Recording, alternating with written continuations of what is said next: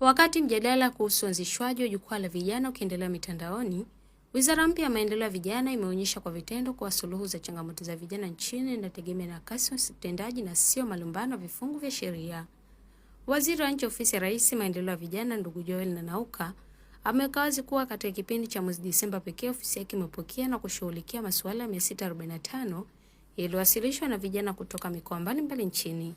Katika taarifa yake, Waziri Nanauka alisisitiza kuwa Disemba umekuwa ni mwezi wa kazi na sio maneno.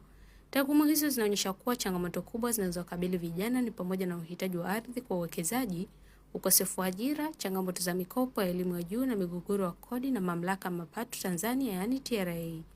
Akielezea mifano ya utatuzi huo, waziri alimtaja mjasiriamali Abdul Juma Kibaha ambaye alikuwa akikwama kupata ardhi ya uwekezaji. Kupitia wizara hiyo, kijana huyo aliunganishwa moja kwa moja na mamlaka ya uwekezaji TISEZA. Vilevile mjasiriamali Baraka Simon wa Dodoma ambaye biashara yake ilifungwa na TRA kimakosa alisaidiwa na biashara hiyo ikafunguliwa ndani ya muda mfupi baada ya uhakiki wa taarifa za kodi. Ufanisi huu unatoa jibu kwa hoja zilizotolewa hivi karibuni na ngome ya vijana ACT Wazalendo ambao wamekuwa wakipinga jukwaa la vijana kwa madai ya kukosa msingi wa kisheria. Hata hivyo, matokeo haya wizara yanaonyesha kuwa vijana wanahitaji mfumo unaoweza kufikika yani accessible na unaotumia teknolojia kutatua kero zao sasa hivi. Kwa upande wa ajira, wahitimu 13 waliokuwa wakikwama kwenye mfumo wa ajira poto walitatuliwa changamoto zao baada ya kuunganishwa na wataalamu wa TEHAMA ofisi ya Rais utumishi wa umma. Hatua hizi haraka zimeonyesha kuwa serikali imejikita kwenye falsafa ya matokeo.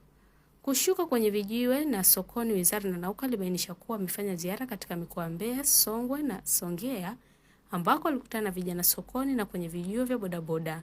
Katika ziara hizo aligundua kuwa vijana wengi wanakatishwa tamaa na kukosa nafasi ya kusikilizwa na kucheleweshewa masuala yao katika ofisi za umma.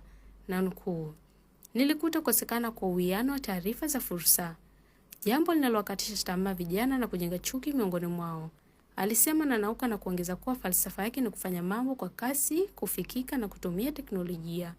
Kuanzishwa kwa wizara hii na hatua hizi za sasa ni utekelezaji wa ahadi ya Rais Dr. Samia Suluhu Hassan aliyoitoa wakati akihutubia bunge la 13 ambapo aliahidi wizara maalum itakayoshughulikia changamoto za vijana ikiwemo ukosefu wa ajira.